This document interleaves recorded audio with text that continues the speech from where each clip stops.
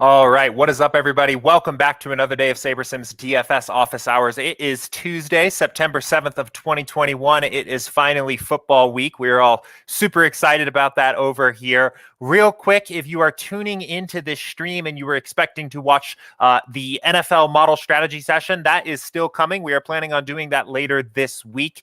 We are going to be doing typical office hours here today.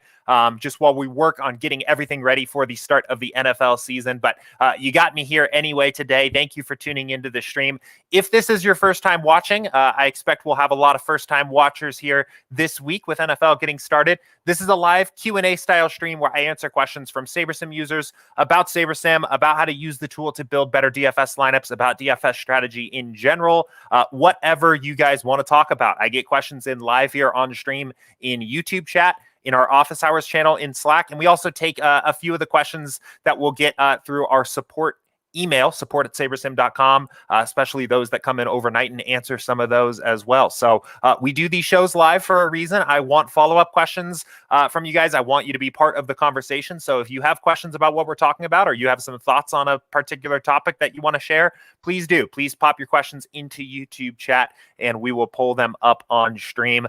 We are planning on doing quite a bit of NFL-focused content this week. So hoping to do an NFL Showdown strategy session tomorrow to get you guys ready for the kickoff with the Buccaneers and Cowboys on Thursday. We're hoping to do more of a GPP-focused strategy session here with a few other members from the SaberSim team talking about GPP strategy for the big main slates. And Friday, I believe, is what we are planning on doing for having Matt and Will come on, talk about the NFL model, the improvements we've made this season, everything going on behind the scenes with the model. So stay tuned for that. But we will go ahead and go forward with our office hours stream today. A little bit more housekeeping. If you guys are on the SaberSim email list, you should have seen our email for our giveaway that we're doing.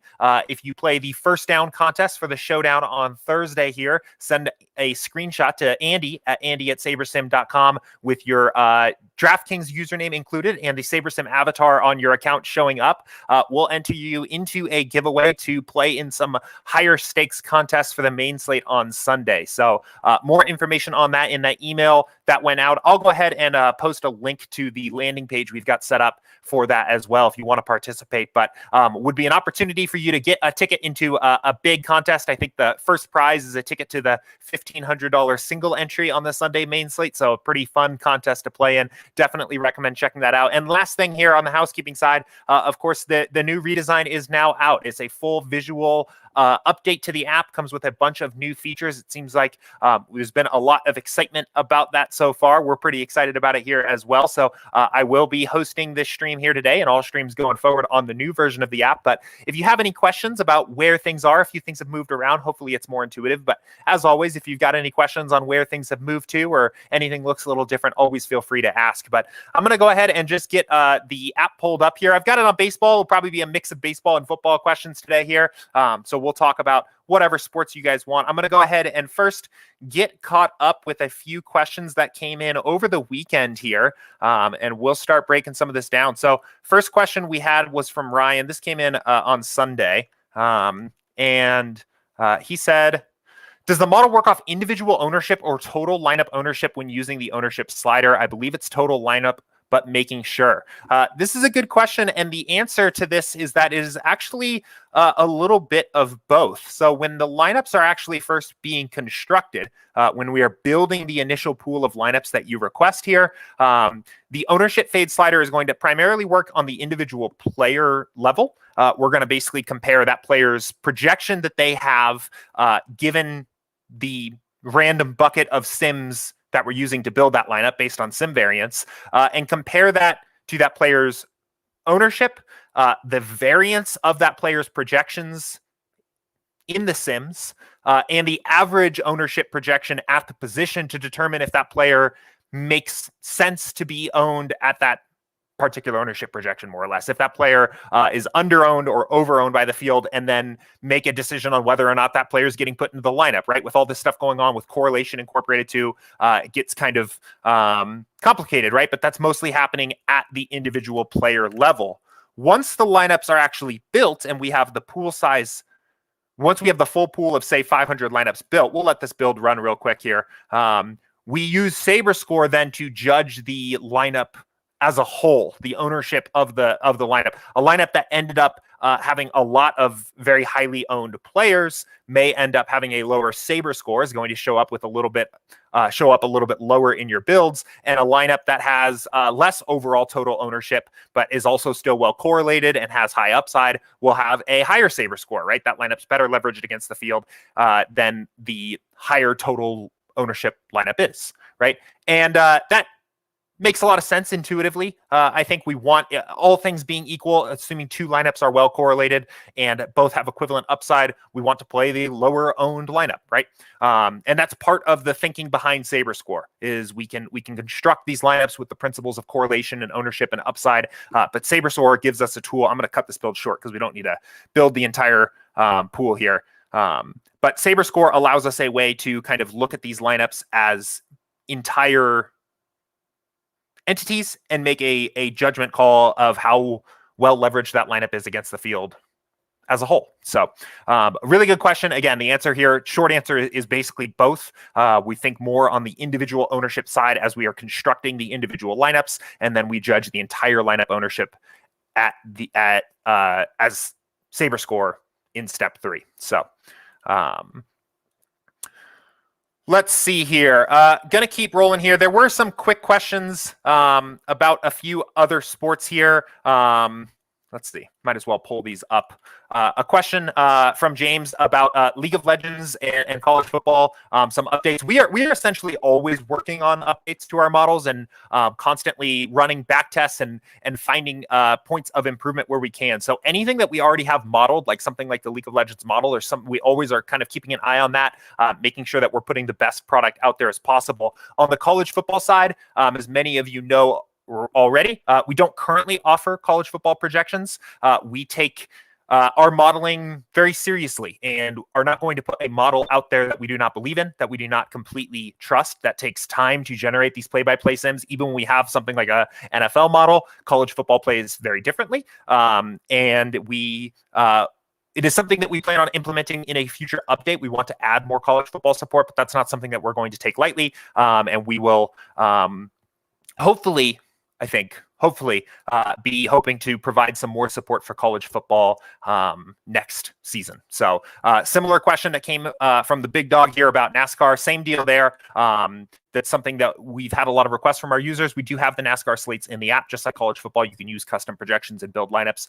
We don't have NASCAR projections at the moment. It's a commonly requested sport from us. So it's something that we hope to develop a model in the future and provide projections for. So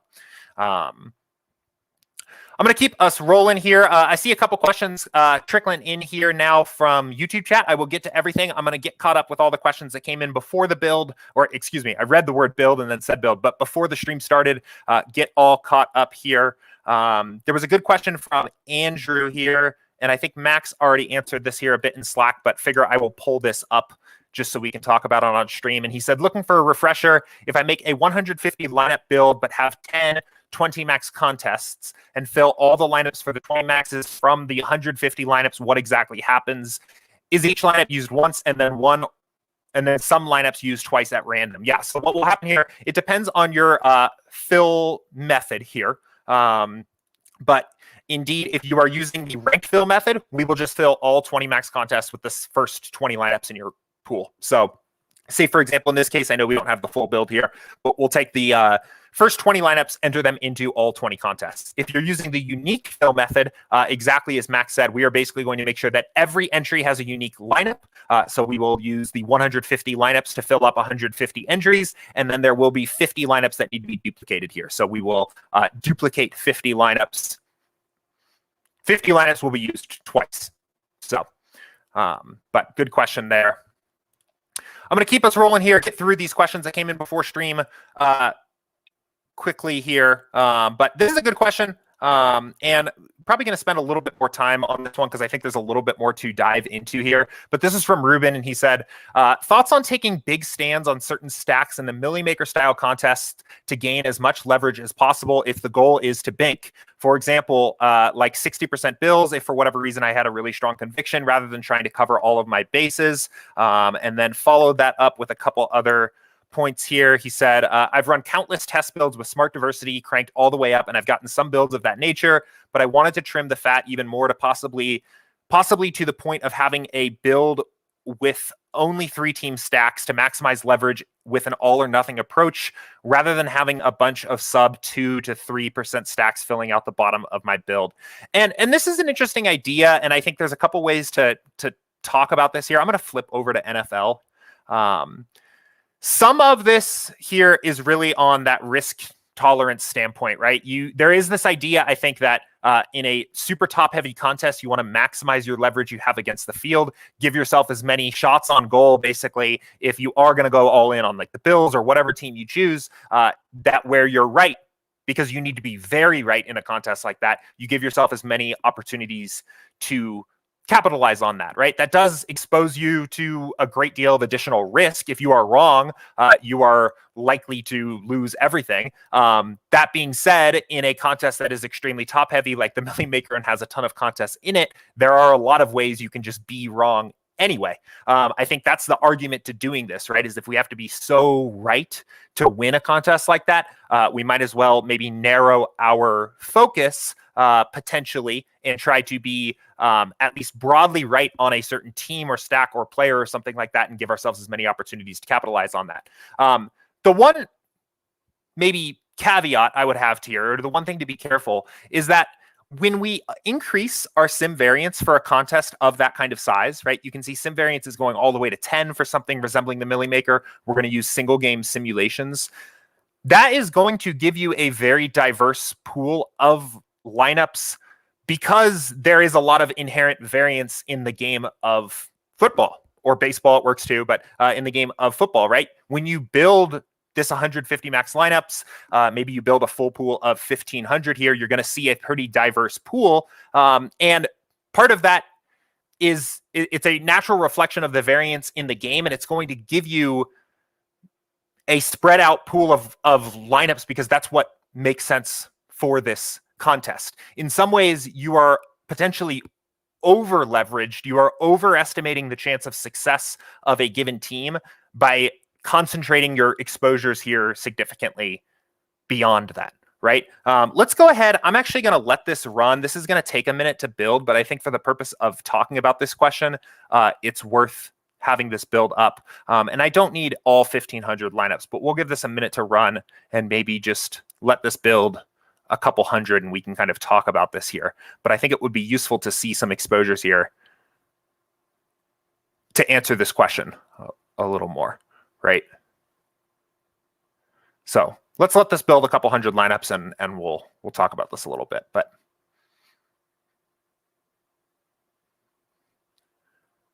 I see we've got quite a few other people that have now joined the stream. Welcome, everybody. Thanks for tuning in here today.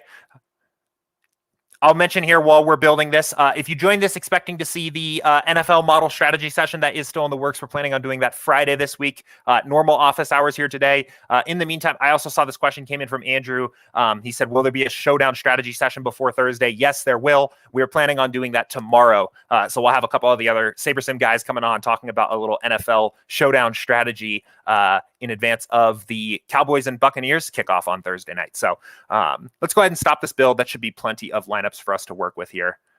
So yeah, exactly as I said, right? You're going to see here in general that our exposures are going to be fairly spread out on a 10 sim variance build, because football is a variant game. Players have wide ranges of outcomes. And when you narrow, or when you reduce the size of the buckets of game simulations we're using to determine each player's projection when we build each lineup, we see that natural variance come out, right? Single game simulations is going to lead to different teams and different players having their ceiling outcomes, and we get this spread out exposure. Now, you could narrow this down, again, as we're kind of talking about here, to maybe it looks like the Bills are maybe the favorite stack so far from SaberSim at this point in the week. We could narrow this down and consolidate this. But at some point, you are exposing yourself to be over leveraged on those teams given their potential outcome. And I think that's maybe the risk here overall of this approach. I think overall, ultimately, this is a risk question for you individually. How exposed do you want to be to certain teams?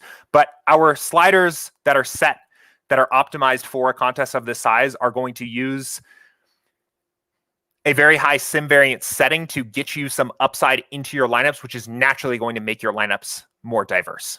So definitely kind of a broad question there, and plenty to talk about there. But I think overall, it's a risk question for the individual building your lineups. How exposed to risk? Oh, I had some stacking rules set there. That's okay. That shouldn't be a big deal. And that by consolidating, you maybe put yourself in a situation where you are overexposed or over leveraged to one team or one stack or one player given their actual expectation. So, but really good question there. Going to jump over to this question from Jim here. And he said, is there a way to do secondary stacks for NFL? So yes, there is. And we have some plans here to maybe make the stacking tool a little bit easier to use. I know, especially in football, I think there are a lot of times where people have a very specific stack rule that they're trying to get. And I know at times the stacking rule at the moment can be a little unintuitive to do some of those things. But before I talk about the stacking rule and how you want to do this, I do just want to mention that the correlation slider and the correlation values we have for players will allow you to accommodate things like secondary stacks and secondary rules in a way that is more nuanced and more player and team specific, right? The whole point of this is that we can build lineups that have correlation and have stacks in them to increase the overall chance of that lineup performing and succeeding together, right? When we stack Josh Allen with Stephon Diggs, we know that these players are correlated. When one player has a successful game, it makes it more likely that the other player has a successful game. That's the whole point of correlation. And everyone is very familiar with these QB plus wide receiver or tight end or sometimes running back stacks. But I think there is this secondary idea, and one that has become much more popular as the field has just gotten sharper in general in the past couple of years, of these secondary stacks, right? These ideas of, well, you can have your QB plus one stacks or whatever you want, but you can also correlate. Let's see if we have one of these sitting in here. You can also correlate other components of the lineup to one another. I'm curious if we have one here that I can see. And I don't see one right off the bat here because this build was probably run at a very high smart diversity slider. But the whole idea here is that, yes, Marvin Jones, for example, is correlated to his quarterback, but he is also correlated slightly to other players on the other team, right? Having Marvin Jones in a lineup with Brandon Cooks, even if you don't have the quarterbacks of either of those two teams, does create this minor correlation between those two players that can improve your chances of that lineup overall being successful, right? These are these minor stack ideas. The problem here, or the one thing that can be difficult, is every player playing in any game is going to have a unique, different correlation value to another player playing in the game, right? How does Christian McCaffrey correlate to players on the Jets versus how does Marvin Jones correlate to players on the Texans? How does Joe Mixon correlate to players on the Vikings, right? These are all going to be different. They're going to be different values based on the positions of those players. They're going to be different based on the game flow script that we're expecting that game to take on, right? The problem with old traditional ways of capturing these correlations with things like stacking rules is it is difficult to quantify those things. So I would say if you are interested in introducing minor stacks into your lineups, one way you can do that is to increase your correlation slider even more. Tell the builder to value those impacts of correlation a little bit higher, and then set a stacking rule instead to protect yourself from having huge major stacks, right? So if you go and set your correlation value to like very high or something like this, or even 10, and then set a stacking rule that says no more than 3 players from the same team and no more than maybe 4 players from the same game. This is going to allow you to value correlation very highly, increase the importance of those minor correlations of other players, and get more of those minor stacks. Another common one is running backs correlated with their own defense, right? Typically, guys like Joe Mixon, right, is going to have depending, again, on the player and the defense and the game script, but they're often going to be correlated with their own defense because teams run the ball more when they're ahead. You can emphasize those kinds of minor stacks showing up in your build more that way. This is one way to do it. And this is going to allow the correlation values of individual players to have a greater impact in your build. I think in particular, if you are using a very high sim variance, it can make sense to bump up correlation a bit, because when you are using single game simulations to determine the projections for each player, when we put them in the lineup, you're going to have such high ceiling, such a large range of outcomes and such spectacularly high ceilings of players showing up in the lineups that it can effectively diminish the size of your stacks and lower the overall impact of correlation in your build. So this is one way to do that. The alternative way, or another way to think about this, would be to instead use a stacking rule to just force these kinds of things to happen. So, for example, you could go in here and say, maybe you're setting a stacking rule as your primary stack and you're saying 2 players from the same team, right? This is going to make sure you have a QB with maybe a wide receiver and a tight end in every lineup. But you could set a secondary stacking rule here that then says at least 2 players from the same game, and just make it so that we, along with your primary stack, your 2 players from the same team, including a quarterback, you're also going to make sure that your running back and wide receiver and tight end and flex, 2 of those players playing in those positions are going to have a correlation there, right? Or they're going to be stacked. The nice thing about doing this is that you can you're still taking advantage of the lost my train of thought. Sorry. You're still taking advantage of the correlation values, right? When we're making the lineups and deciding, okay, 2 of these players need to be from the same game, we're still going to have a correlation value that's non-zero, and we're still going to take into account correlations of players. But you're doing this in a little bit more of a brute force kind of way that doesn't allow the builder to handle this necessarily as dynamically and on a per player basis as it might otherwise do. So overall, I know that we want to make some changes overall to these stacking rules and make this a little bit more intuitive for players. That this will do a little bit more of what you expect. But those are kind of the 2 ways I would think about introducing stacks into your lineups, or minor stacks, right? In particular, not looking at the QB +1 or QB +2, but these other micro correlations between teams. Because again, there's a lot of diversity here, and like guy like Dalvin Cook has only, like, this is a great example, right? Like Cook, yes, is correlated to his defense, but only 0.08 in our game simulations. Joe Mixon has a much greater correlation to his own defense, right? And these are things that kind of come out when we're simulating these games play by play thousands of times that are difficult to just know intuitively or to just brute force in with a rule. So, James said, Jim says thanks. Perfect. Awesome. Cool. So I'm going to keep going. We've got a few other questions that came in before the start of the stream here. So I'm going to get through these. Then we'll hop in. I see there's a bunch of questions already in YouTube chat. So that's awesome. Still some more people joining up in the stream. Welcome, everybody. Thank you for being here today. Let's go ahead and jump over this question. This was from Chicken Tendies here in Slack. And he said, how are you building your lineups with late swap in mind? I've heard people will only play players in the later game because they have more information, but you might miss out on a good play. I'm sure it depends on the weeks and matchups too. Yeah, so I think there is this idea in the DFS world about building your lineups for flexibility with late swap.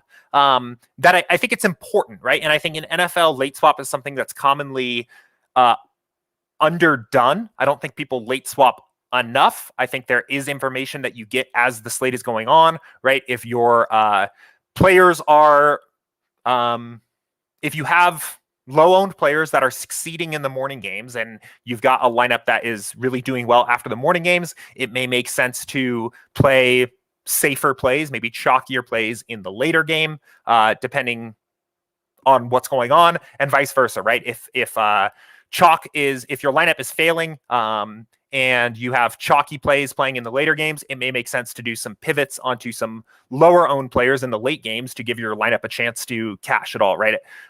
Even just adjusting to information, right? A player that was questionable at lock isn't going to play in the afternoon games. Late swapping to get the backup. Well, late swapping to get that player out of your lineup is important, but late swapping to get the backup into more of your lineups is even more important.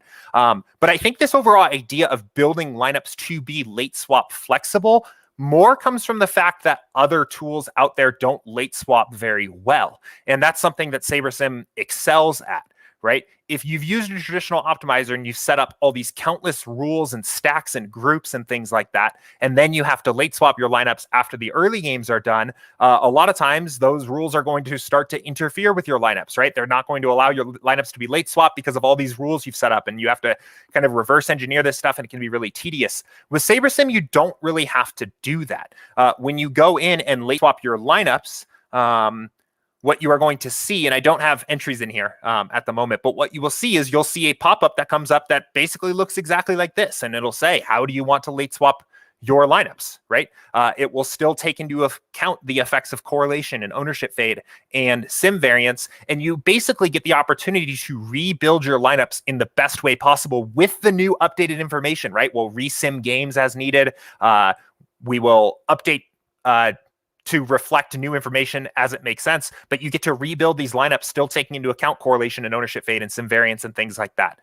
So in other words, you have a tool that is just as good at building the lineups, high upside correlated, well-leveraged lineups before lock as it is during the slate. So for me, what that means is I don't try to necessarily build lineups that are intended to be super late swap flexible necessarily before lock, because I know that I have this tool that can late swap my lineups easily during the slate or after lock. I do think it is very important though, and it's something you should be mindful of if you're playing NFL DFS. I would say most slates on average are going to necessitate, or you will benefit from late swapping after the early games have at least started, before the afternoon games started. But I don't build in any additional flexibility into my lineups to late swap because I know I'm going to be able to do it anyway. Even if I have, I don't know, some random combination of players that might be difficult. I don't know. I don't even know what I'm trying to think of here, but like maybe you've got, I don't know, maybe your stacks aren't playing until the later games or something like that, right? You know that the tool, the builder is still going to make sure you have stacks after it late swaps your lineups. So, but a very good question there overall, and definitely something to focus on and be aware of. A really good question here to follow that up. And this question says, how does correlation get input for rookies that they don't have any data to go off of? So yeah, this is really going to be a model specific question. I think the best thing to do here, I'm going to have Matt and Will, I'm going to add this to the list of conversations we're going to talk about on Friday in the strategy session, breaking down the NFL model. We do have a pretty rigorous modeling system for the way we think about rookies in general. How do they fit into a new team? This is actually true of just new teams and player changes on different teams, right? If a player goes and how does the Raiders running attack look now, where last year it was mostly just Josh Jacobs and now Kenyon Drake is in the mix, right? It's two different players. How do you model that? These rookies, like how much target share does Devontae Smith get in the Philadelphia offense? How is he correlated to Jalen Hurts, right? These are complicated things. Some of these guys have never played a game together. We have a very robust system for modeling that kind of thing. And I'm going to let Matt and Will talk about that a little bit more on Friday, because I think they'll be able to do so in a much more detailed way than I can. So stay tuned for that. But really good question there, and excited to talk about that a little more on Friday. Let's see real quick. I just saw this come in from Bionic Knee here, and he said there appears to be a bug where there are now two team columns. That's no good. One for status. Let me see if I can refresh here and see if I can recreate this quickly. But won't spend too much time on this. Oh yeah, okay. So it does look like, okay. So we'll get that worked out. Yeah, it looks like the title of this column just got updated to the wrong thing here. So we'll get that fixed. But Awesome. Cool. All right, guys, I'm going to jump over here now and talk about a little bit, through some of these questions that came in through YouTube chat here. First one from Luke's Diesel here. Suggestions for building MLB Cash lineups. So yeah, let's talk about this a little bit. I'm going to first say one thing here. Cash games are difficult. They're very sharp.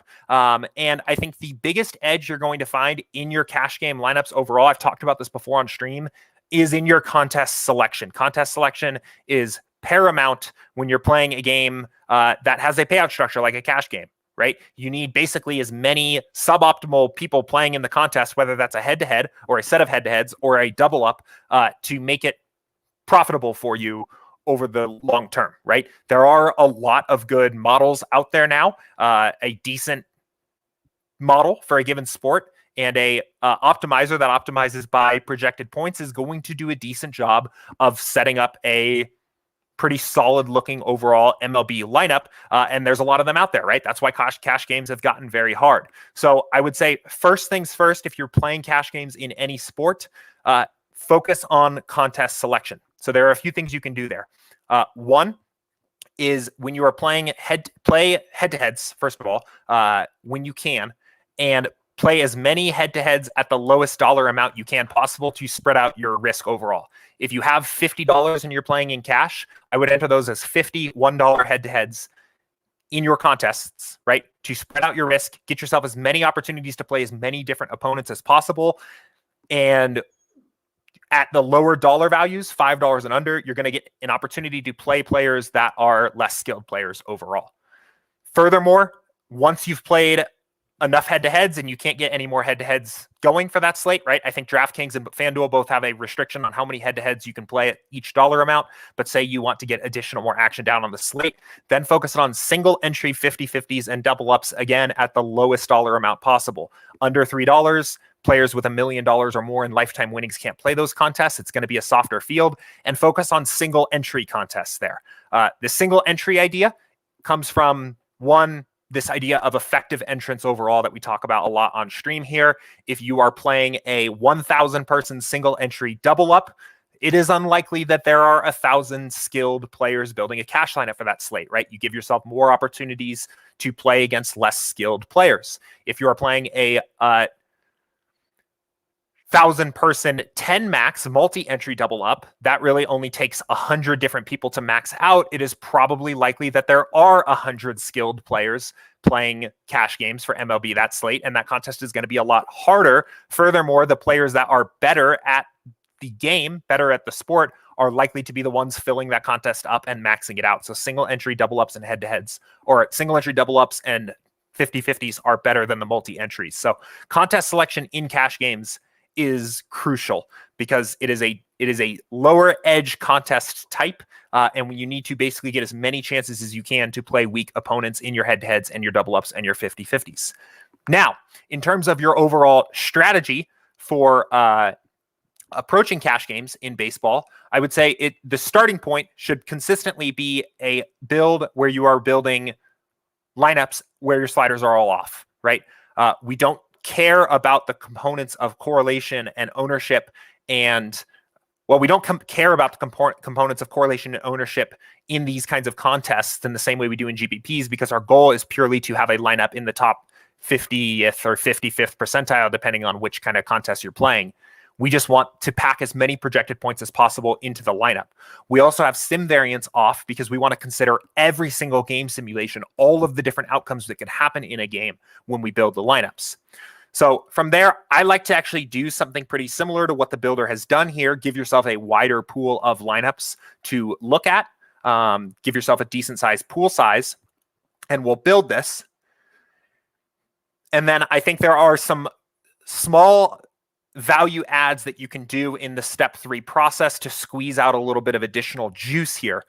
But the value add that you're going to get from looking on step 3 and making a selection between certain lineups pales in comparison to the value you're going to get from optimizing your contest selection strategy. So I just really want to emphasize that here. But a few things you can do here in step 3. So one thing I like to look at is stacks, right? And I like to use this from the the lens of thinking about this more as tiebreakers, right? So on a slate like this, it's going to be a little difficult because there's a Coors game on the slate, and the Giants are going to project as some of the best options. Many Giants players are going to project as some of the best options on the slate. They're also going up against a very bad pitcher in Chichi Gonzalez. So you're going to see some lineups that have some bigger stacks here, and that's probably okay. But on an average slate or when used as a tiebreaker, I think there's some argument to be made that it actually makes sense to play lineups that are a little less stacked, because we don't necessarily want to correlate our lineups, right? If the Giants are by far the best hitting option on the entire slate, so be it. But when choosing between lineups that are all going to be projected very similarly, it may make sense to spread out your lineups, even have lineups that are maybe possibly a little bit negatively correlated to lower your downside potential, right?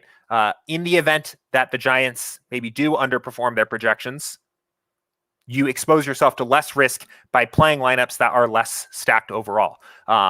That's not necessarily something that I would say you just want to force or do every single time, but it is something to consider.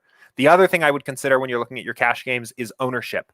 If there are two players that are very similarly projected or two lineups that are very similarly projected owned, and you are confident overall in the ownership projections, it may make sense to pick a lineup that is higher projected owned, right? The opposite of what we do in GPPs, because of the game theory side of it. If you have a player that is, two players are projected identically, and one is going to be 50% owned and one is going to be 1% owned, right? If you roster the player that is 50% owned and he fails, you're still in the top 50th percentile. The rest of your lineup can get you over the cash line.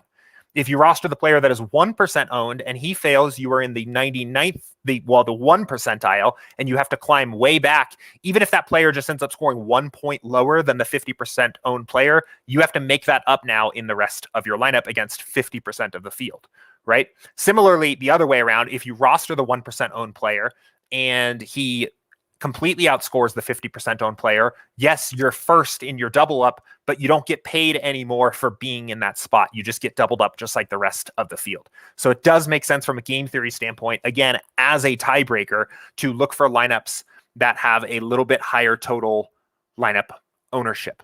I think when you're looking at ownership overall, one thing that can also be helpful, we talk about this a lot on stream, is going back to your original projections and using things like Vegas totals and doing your own research around the industry to just make sure that we are in line overall with what ownership is going to look like for the slate, right?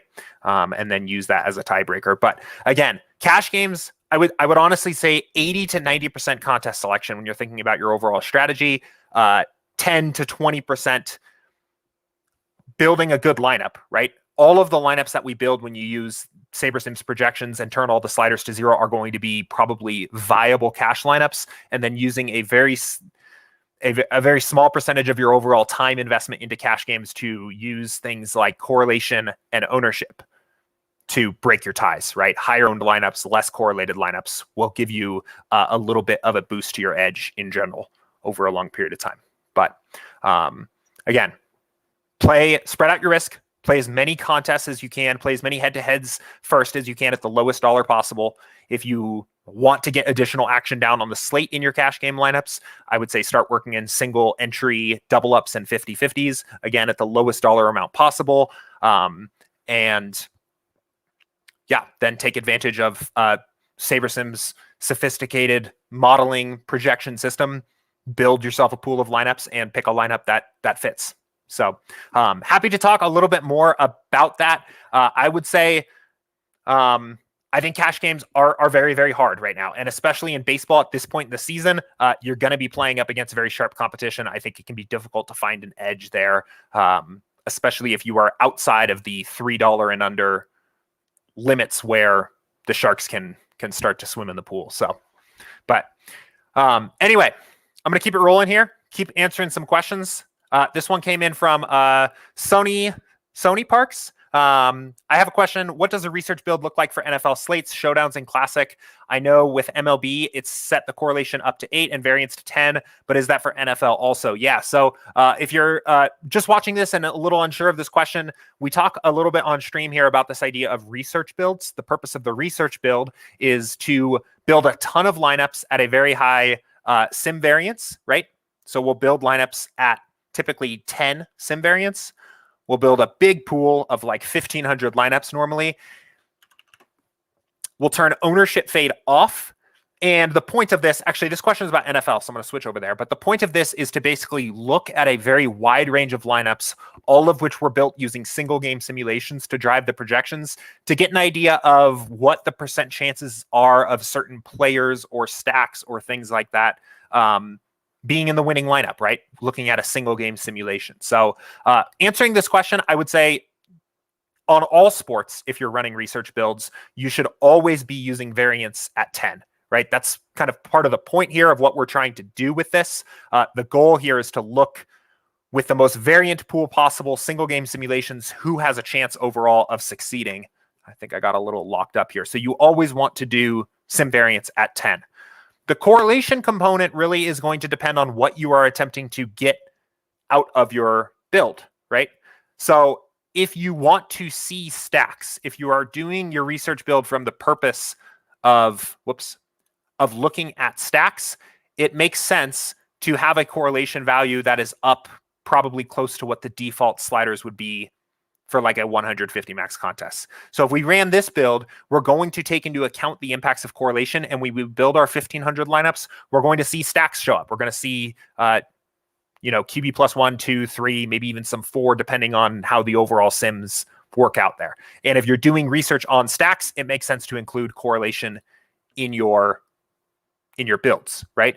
If you purely want to look at just players and look at players that are going to be undervalued, it may make sense to turn correlation all the way off and run your build like this, right? If you wanted to see how good of a player, how often is Stephon Diggs an optimal wide receiver after 1,500 game sims in a vacuum, you would want to run a build like this. If you wanted to see how often overall the Bills offense was a good stack to use, it would make sense to give yourself a correlation value and run a build more like this. If correlation is up here, you may overinflate the actual individual exposure to guys like Josh Allen and Diggs, because if they're both good plays and they both correlate with one another, they're going to show up at the end of that research build more often. So it just depends on what you are trying to get out of that, really.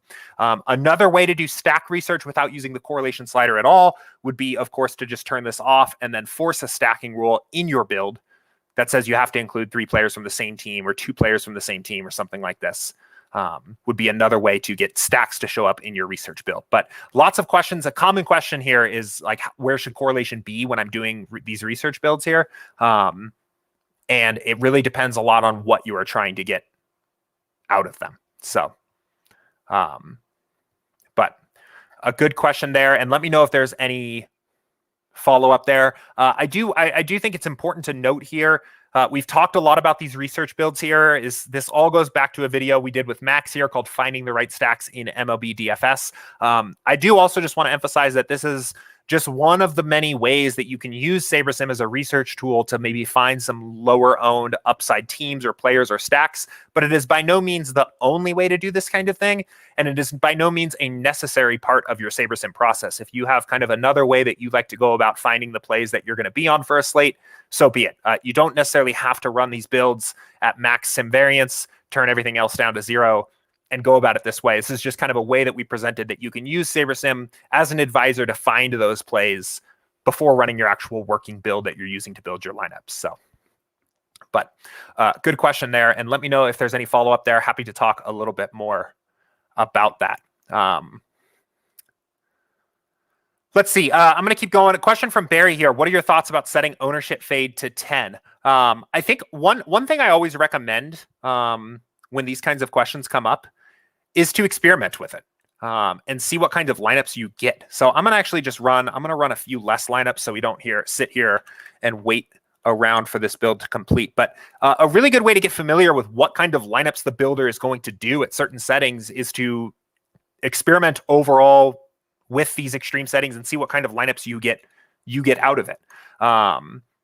So let's go ahead and run this. While this is building, I'll talk about a few things here. I mean, obviously what you are going to get when you turn ownership fade to 10 is you're going to get lineups that very aggressively fade ownership. You're going to get very well leveraged lineups. Well, maybe not necessarily well leveraged, but you're going to get lineups that take a very aggressive stand on ownership overall. This may fit into your process depending on what other things you are doing alongside this, right?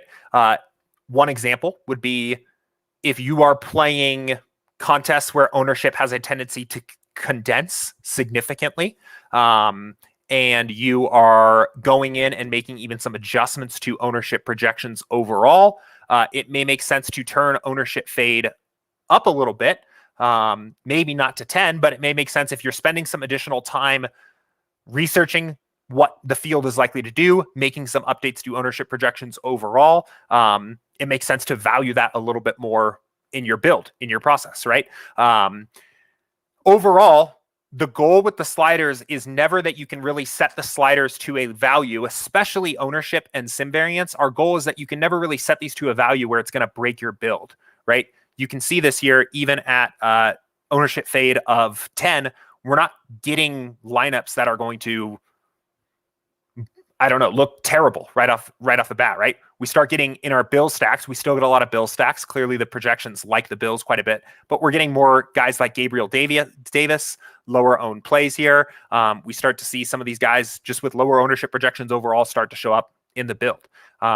So overall, the sliders themselves are back tested against historical contests that actually ran by building thousands of lineups at every slider setting and setting the defaults to the ones that build the highest expected value lineups most consistently, right? That's how the default sliders are set up.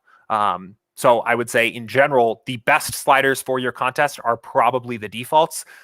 If you are investing more time to dial in your ownership projections and doing things like the chalk research builds, or looking at Vegas totals, or just researching around the industry and tweaking players up or down based on what you see is actually going to happen or what you think is going to happen in your particular contests, I think it can make sense to turn ownership fade up a little bit to reflect that, right? If we have high or very high confidence in our ownership, in the ownership projections, especially for the individual contests you're playing, it can make sense to turn up your ownership fade a little bit and take advantage of that more.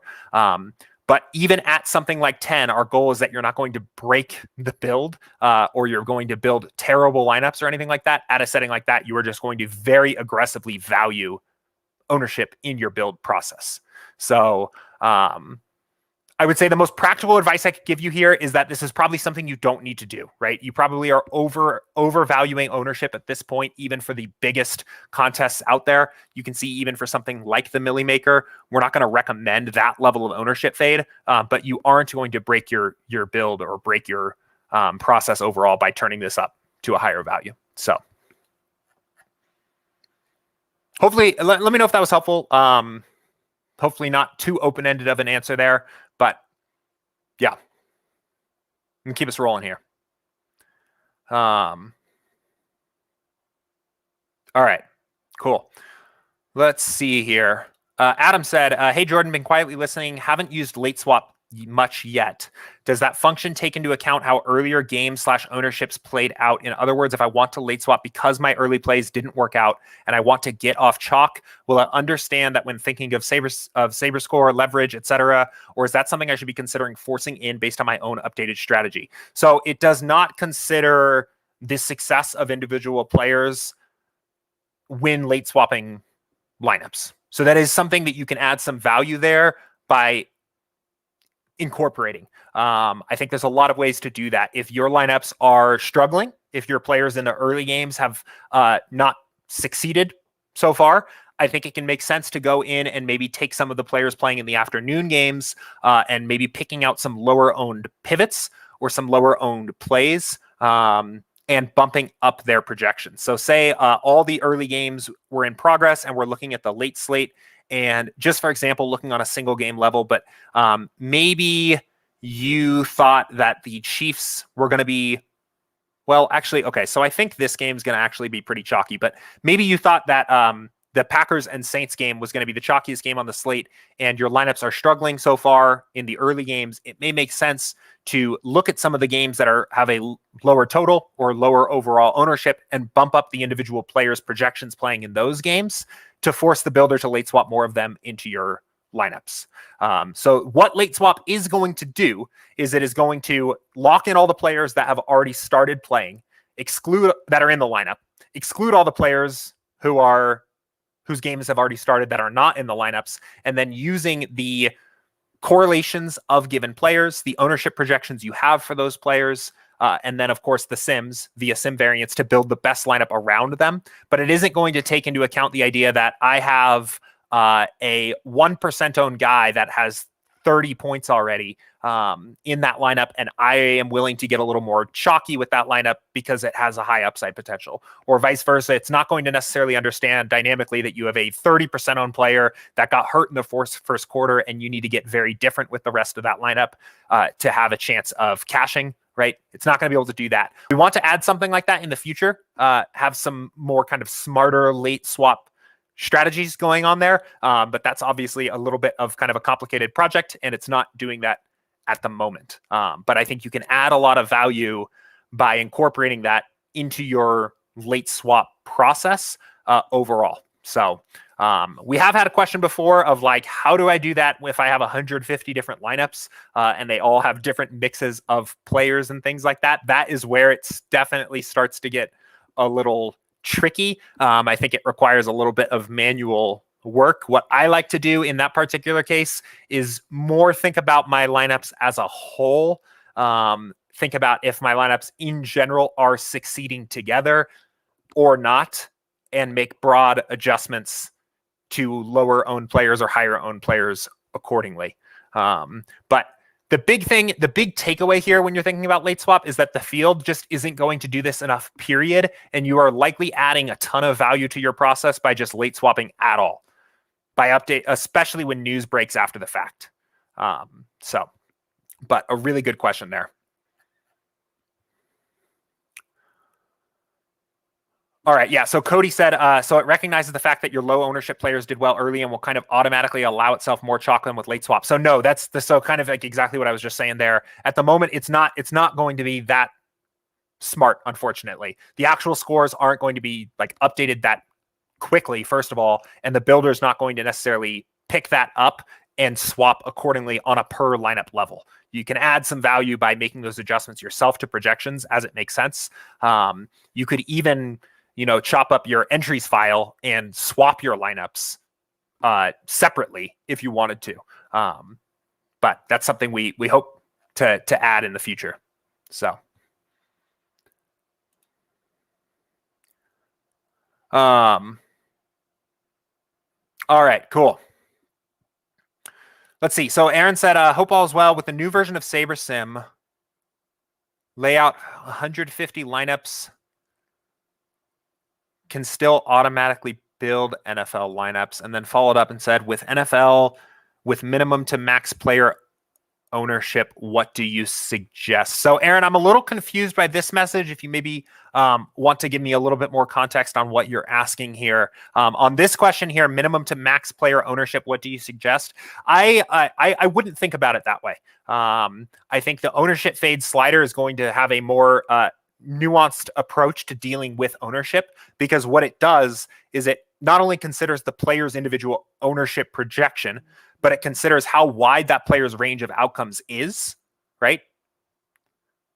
Wider with players that have wider ranges of outcomes, chalk is typically worse, so to speak, right? That player has a more variant player typically should not be owned as much as a less variant player because the range of outcomes is wider. It also considers on a per position level what the average projected ownership of a position is, right? There are fewer playable quarterbacks on a slate than there are wide receivers. So while a player like, for example, Devontae Adams at 25% owned as a receiver might be very chalky, a 25% owned, well, maybe that's not the best example, but let's see. like a 20% owned Jalen Hurts or something like that at quarterback would actually be a very chalky wide receiver, but is middle of the road as a quarterback, right? So when you're thinking about just trying to cut off players from certain ownership projections, I think it's going to be a little bit too dull of a knife to deal with ownership. And I think your time would be better spent allowing the ownership fade slider to calculate a lot of that for you. But if you want to dive into ownership more and have that be a bigger factor in your lineups, I think your time would be best spent looking at the ownership projections. Oh, I'm dumb. I was totally looking at this from my projections, not the ownership column. But the idea is the same there. But I think your time would be better spent looking at the ownership projections overall, doing a little bit of research of what you're seeing around the industry, and making updates to ownership projections accordingly. So, Aaron followed up on that previous comment, said, with building lineups, what if I want SaberSim to build for me and me not touching anything? Any suggestions? Yeah, so this is another common question that I get here on stream every so often. And I would say that there is no tool out there that is better positioned to make lineups that have win equity in the contest you're playing, that can win your contests than SaberSim without touching a single thing. And the reason why is because what SaberSim is actually doing is it is automating a great deal of work for you and doing a lot of things that would require a lot of manual intervention with any other tool out there. It's easy to just go in here and press start new build with totally default settings and think, well, I didn't do anything. I didn't add anything to this. These lineups have no chance of winning. But if you remember all the things that SaberSim is actually doing for you here in this process, it is a great deal, right? We simulate every single game play by play, so we can know players' real ranges of outcomes and precisely how correlated any one player is. Let's see. Any one player is to another player on his team or other players playing in the game, right? We back test correlation weight against actual contests that ran in the past to determine the exact amount of correlation weighting that is appropriate for the contest. I just mentioned with ownership fade, we use our ownership projections, compare them to the variance of the players that we have from our play-by-play game simulations, and determine how much ownership it makes sense to have for the contest. And then we diversify and find upside in your lineups by using the appropriately small size buckets of game sims to generate each single lineup that we're building with sim variants, right? There's a lot actually happening here behind the scenes. Now, there's a ton of value that you can add by doing all the things we always talk about here on stream, doing your own research and adjusting team totals or player projections or ownership projections, dialing in your exposures on step 3 to get certain stack types you want or certain combinations of players, or getting appropriate amounts of leverage to different players. But there is no other tool on the market that's better positioned to build winning GPP lineups right out of the box than SaberSim. And I really believe that your lineups you will build positive expected value lineups that have win equity in the contest you're playing just using SaberSim right out of the box and telling it to build you 150. So kind of two sides to that answer, right? There's obviously a ton of value you can add, right? It's not a money printing operation that we have going here where you just press print build and just bank every single week, but you are going to build very, very good lineups, very strong foundational lineups, not touching a single thing. So, but good question. Question from DIY guy here. Now that ownership is in the summary line, is it soon going to be possible to sort by the same? Yeah, I think so. We wanted to get that ownership sum out. I know people have asked for that for a long time. Let me bounce back to one of these here. So yeah, we do have the ownership sum now showing up in the lineups. It does make it somewhat easier to at least kind of just see the overall total ownership sum of the lineup. You could potentially uncheck lineups too here. So like say maybe you don't want over 100 total lineup ownership in your pool. You can uncheck these lineups here and remove these as you see fit. But yes, the next to do here, the next thing that I think we hope to do is to give a way to sort by ownership. I actually think our plan is to, this is the very next question. Think a filter could be added to only view or delete lineups in a certain range of either projection, Saber score, ownership. Yeah, that's something else that we're talking about doing here. We actually just want to provide more tools to filter just in general on this step 3. So you could even do things on a player level and say, let's see, let's look at wide receivers, Marvin Jones and Chenault. So something that I know users mention sometimes here is that like I don't want to play Chenault and Marvin Jones unless I'm playing Trevor Lawrence, right? And you can obviously quickly just filter by all three and like remove lineups like this manually. But we want to give people more tools to be able to say just bulk any lineup that the way you would do that would be like this. So you would say Chenault, Marvin Jones does not include Trevor Lawrence, and just immediately like delete all these lineups from my pool. We want to add something like that too in the future. But yeah, the goal is to make all these filters way more robust. So you could do things like all this different stuff, right? Show me these lineups that match these things that are also owned more than 90% of the time, and delete all of those or things like that. So all that is on our radar, all things we want to add in the future. But great question. And definitely a lot to be excited for there. So let's see. Oh, God.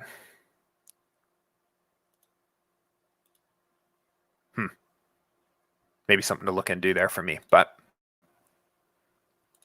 cool. All right, guys, that is right about at an hour.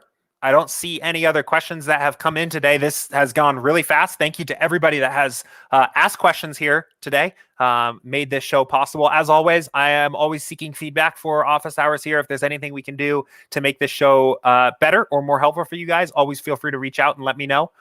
We will be back here again tomorrow at 2 p.m. Eastern. We'll be doing our NFL Showdown strategy session. So, one day in advance of the NFL kickoff on Thursday, we'll have a couple of other members of the SaberSim team here hopping on, talking NFL Showdown strategy to get you guys ready for the Cowboys and Buccaneers kickoff on Thursday night.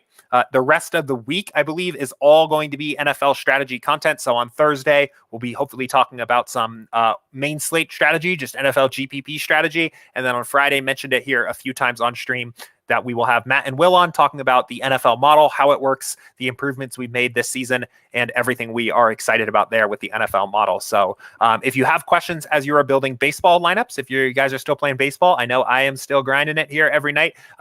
Always feel free to ask questions in the Office Hours channel in Slack overnight, and we will get to any questions that come in here tomorrow. Until then, enjoy the baseball slate tonight. Have fun with the new SaberSim, and I will see you guys tomorrow. See ya.